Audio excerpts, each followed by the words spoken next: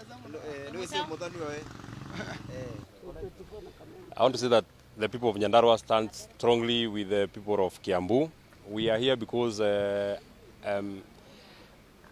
approach that the state has taken us by surprise, because the victim has been called here all the way to Nyeri, a senator who has been elected in Kiambu, to come and give evidence of what, in our opinion, we believe was a state-sponsored chaos.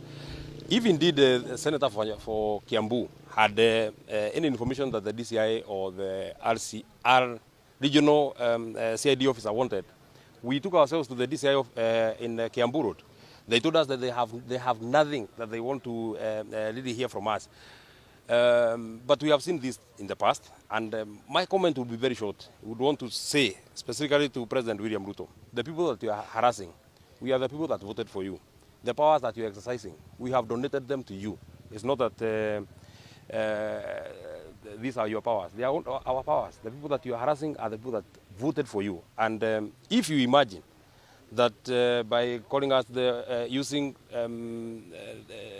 the police, intimidating us, the senator for Kiambu went to the family of the person that had lost their life today and give his last respect on Sunday. And DCI officers were in that home within 5-10 minutes. If you imagine that you can intimidate us to measure the resolve that we have, we are extremely determined.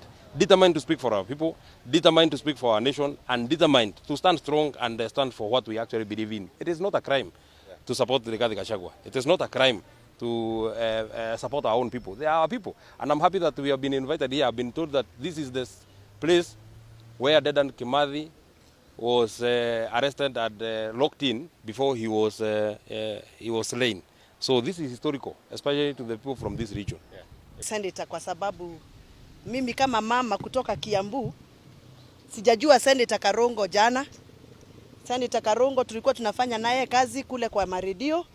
Ni mtoto wetu wa Githunguri, kwa hivyo mimi nimekuja hapa in my capacity as the mother to represent the parents of Karongo Wadhangwa, who are very, very worried that their son is being tormented. Their son has been in the hideouts because he's been threatened. And we are very, very concerned that Karongo Wadhangwa, who is a member of parliament a senator representing Kiambu, and having attended a funeral peacefully, and he did not even speak, he was not even given the microphone to speak during the funeral, has been summoned to come to Nyeri. He represents Kiambu people, not Nyeri people. So we would want to know why there is this discriminatory summons, why everybody else who was in that funeral has not been summoned in Nyeri, only Karongo Wadhangwa. Could it be just because he's a young person? Or could it be just because he seems not to have people backing him politically like others? Or what is the problem? Why should Karongo be summoned in Nyeri? And that is why we are here. And I'm very happy because Karongo has been brought by leaders from Kiambu, from Machakos, from Makueni, from Muranga, from Nyandarua. Tumekuja hapa kwa sababu we are getting worried. The trends at which the police is interfering with the political process and even religious processes of this country is very worrying in Mount Kenya. We are sleeping in fear. We are driving in fear. We are not even going to churches anymore because we are fearing we might be abducted along the way. It is time for us to speak because tusipoongea maneno haiendi vizuri. We would want to understand what's going on. Najua mnajua Honorable Mwadhi, the former MP for Lemuru, alikuwa ameshikwa Thursday night. Tukateta, tukaenda DCI, wakakataa kutufungulia mpaka milango. Tukafanya presa hapo nje. So they never took any of our concerns. Only for Mwadhi to be dumped somewhere in Gong Road saa 10 ya asubuhi. Only after that, Mwadhi's friends and associates wenye wanafanya kazi na wao wakashikwa. Vijana wadogo wa kuuza mandazi, vijana wadogo wa kuuza kahawa, wanashikwa, wanapelekwa kwa DCI, wanaambiwa waandike statement kwa nini walikuwa wanaenda mazishi. Kwani siku hizi tutakuwa tunaomba ruhusa kwenda mazishi? Tutakuwa tunaomba ruhusa kwenda kanisa? No, it's getting out of hand, and that is why we are here. And we need the world to know what is going on. People are getting intimidated every day, abducted every day. Jana nilipigiwa simu na mama Akorwai akaniambia mtoto wake alipotea. Hivyo tu, mtoto anaitwa Shege. Alipotea tu hivyo, hajapatikana for about 6 months now. And nobody speaks, nobody is bothered. Mama Shege hana nguvu ya kuongea, sisi ambao tuko na nguvu ya kuongea lazima tutaongea. Kwa hivyo tunasema si lazima tuende kotini ndio tuwe uhuru, sababu katiba yetu ya Kenya imetupatia nafasi ya kuwa huru katika Kenya yetu. We are not going to be running to court every day to get orders to allow us to go to church, to get orders to go to funerals, to get orders to go to weddings. No, the Kenyan Constitution has given us our rights, and our rights must be protected. And therefore, I want to address the police of this country. I want to remind them that the Constitution of Kenya has given them the mandate to do their work, but they are not mandated to interfere with religious and cultural and social activities of Kenyans. Hatutaacha kwenda mazishi kwa sababu polisi wanatushika. Hatutaacha kwenda kanisa kwa sababu wahubiri wanapatwa ama sisi tunapatwa. That must stop. Number 2, Kenya is now becoming a police state where everything has to be sanctioned by the police. Niliambiwa na rafiki yangu mwingine hapa amefanya pre-wedding pale Kiambu, ati akaletewa barua na DC kuambiwa ati usifanye pre-wedding party. Hatutakuwa tunafanya pre-weddings kwa sababu this is a police issue now? No. Kwa hivyo tumekuja hapa kuprotest, we are protesting. Karongo must be allowed to serve the people of Kiambu. If he has any issue to do with the police, he deserves to go to the nearest police station where he can afford. You can imagine, hata tulikuwa tunamfanyia fundraiser ya mafuta kwa sababu simu zake zote zimetanganyika, account yake hawezi access, so we can only fundraise to give him fuel to come to Nyeri. This is not going to be acceptable. We are not going to keep quiet anymore. Things are not okay. I want to understand why this kind of mistreatment and harassment is happening especially to the people of the mountain. Yeah, and we want our freedom back. We want to do our cultural events. We want to do our weddings. We want to attend to funerals. We want to go to church without further police interferences. Ma-DC na ma-chief waambiwe hata wao ni binadamu. And power is transient. Today they are using power to intimidate people, leaders. Tomorrow it will be them. Kwa hivyo tuko hapa. Said that we are feeling a little bit unsafe. We are now talking on WhatsApps. We cannot call each other using the normal phones because our phones are tapped, our phones are interfered with. We are fearing even when you go, like for me, I'm a woman, I'm a mother, I go to buy milk, I go to buy sukuma wiki. We are fearing because we don't know what is being planned around our lives. We are targeted. And this must stop. Let me tell you, coming out strongly to support Rigathi Gachagua doesn't mean that we supported a witch, doesn't mean that we supported a criminal. Even if he was a criminal, he is our son. That is why we have come with Karongo, because he's also our son. And we cannot be intimidated and being taken to the cycles of intimidation just because we came out and supported Rigathi Gachagua. And this is nonsense. And it must stop. We have a constitution, and I personally made that constitution. And I'm not going to keep quiet when we are being harassed. We are not going to keep quiet when our children are being abducted every day. Kuna kijana anauza kahawa kwa soko.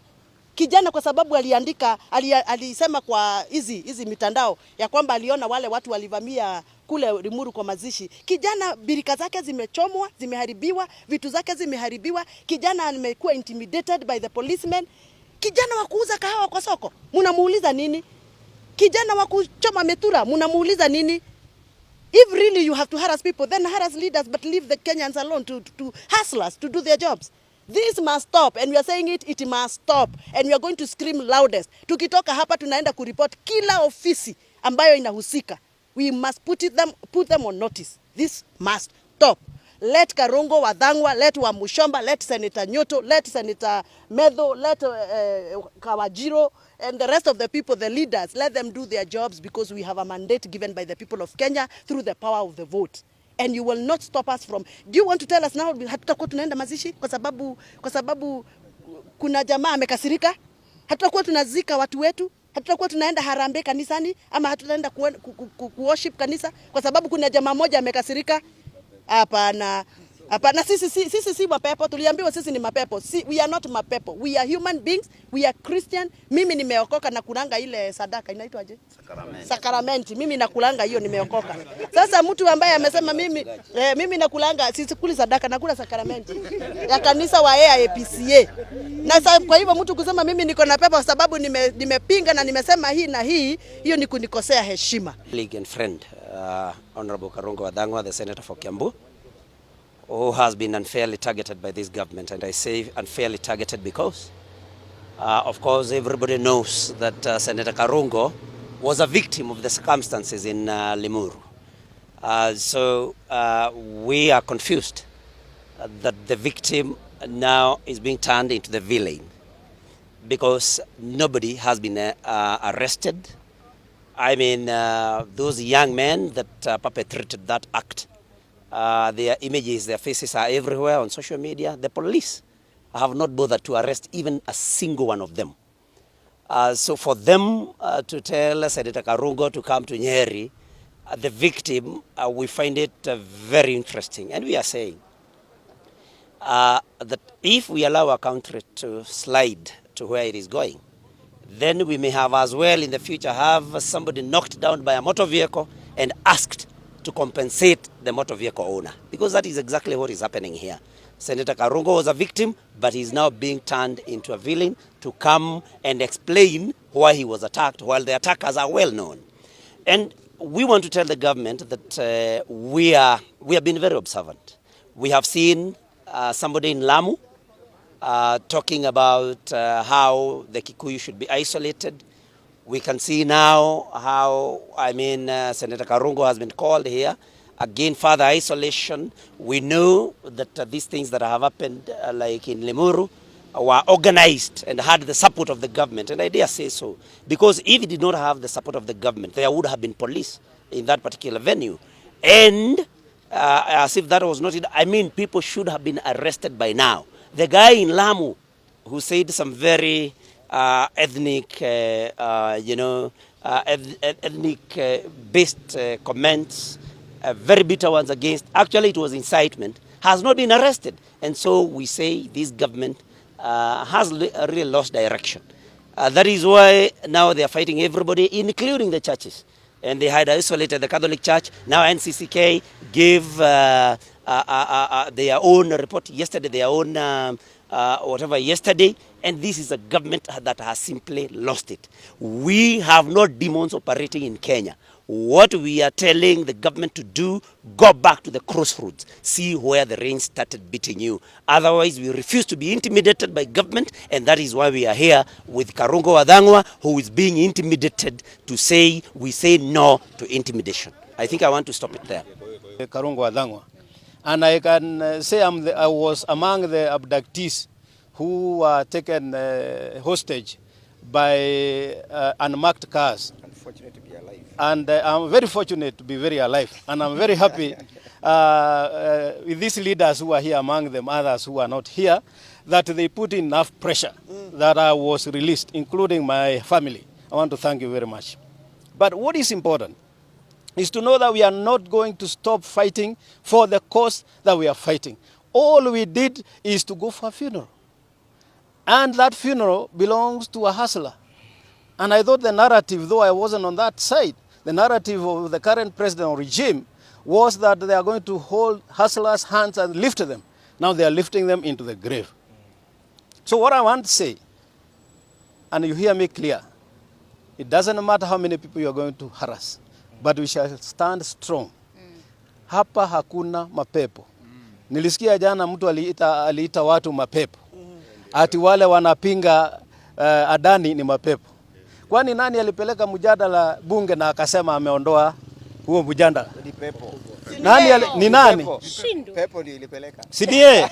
Yeye ndio alisimama akasema ya kwamba amekuja bunge na nimeondoa hii mjadala, hatutaki kuendelea na Adani. Alafu anasema sisi ndio tulipinga, sio sisi. Kwa hivyo kama anaitana mapepo, yeye ajua pepo ni nani, sio? Alafu pia unajua Adani walisema kule Marekani ya kwamba Adani walikuwa na kashifa. Kwa hivyo kama anaita mapepo, nataka kuambia Donald Trump umeitwa pepo. Kwa hivyo wachunge sana, tutakuwa tuko na tutaendelea kuwa. So we are here to serve a court order that bars the police from effecting any arrests upon our client, Senator Honorable Karongo Athangwa. That is the anticipatory bail. Number two, we are also here to answer to the unceremonious summons that was issued at night through unceremonious means. But nevertheless, because we are law-abiding citizens, we have decided to come and answer to them.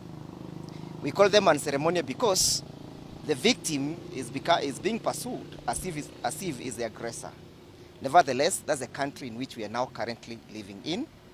But we are here also to dramatize that the rule of law will supersede over the rule of man. Thank you. And then we'll have mentioned Senator Wakili. We have also been accompanied by various members of parliament and senators. We'll have them perhaps make a statement in solidarity with the Honorable Karongo Athangwa. Manzo. Yes, the incident which happened in Limuru, that the Senator for Kiambu, together with the Mwathi, elected MCAs, Honorable Rigathi Gachagua and others, were attacked at a funeral. And upon being attacked, you find that the person who is being attacked is the one who is being questioned, is the one who is being pursued. I want to say that the state, from the story of Mwathi, the state knows very well who the attackers were. They planned it. They even kidnapped the local MCA and Honorable Mwathi.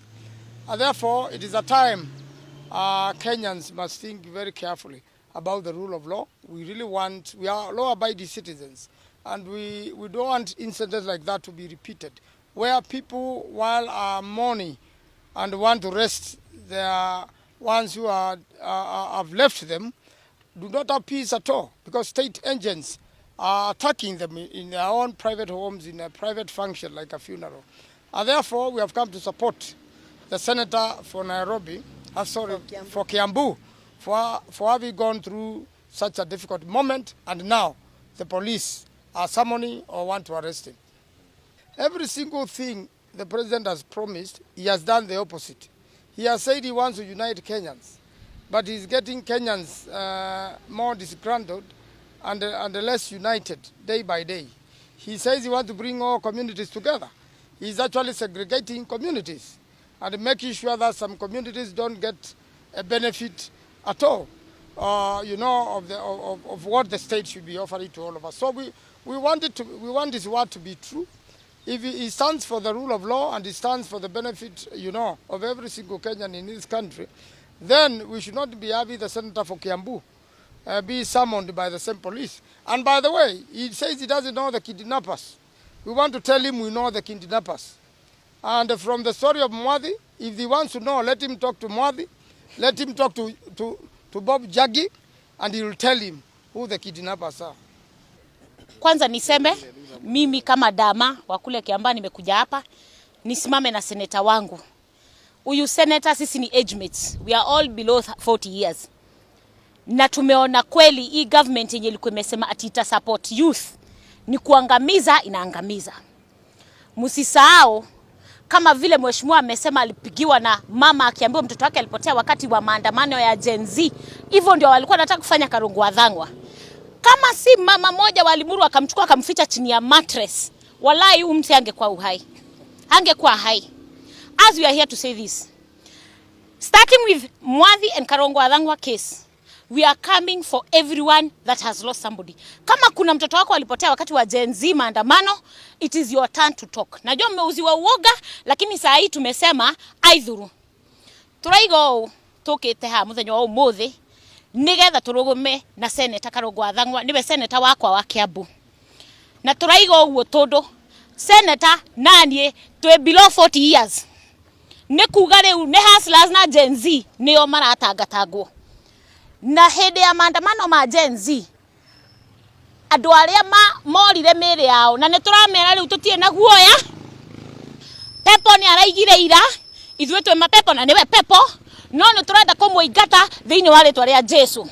Mumere atumia othe na atumia othe a Kenya, atumia othe a nginya Nyeri no turi mwitikire tucoke maru tuhoere ciana icio ciakuire mageria igana rimwe na tuhoere aria matigarite muoyo ta nie na Karungo na acimu aya meguku aria marenda kuninwo nigetha ati tutikarie we waga kwaria muno atumia please etekerai tuhoere bururi uyu witu na mwitikire tumire tondu mundu ni arenda gutunina no tondu kuri Ngai iguru niwe guthira mbere wewe ndio pepo sisi pepo.